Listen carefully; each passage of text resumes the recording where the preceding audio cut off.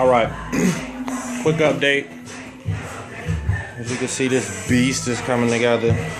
It's gonna be like 11 cubic feet, 4 subs.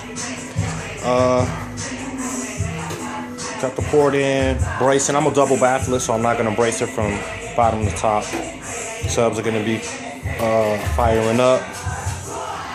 Got all the caulk in. I actually put the walls together first and then set it on the bottom, and that shit came out perfectly square. It was nice. So, first box build.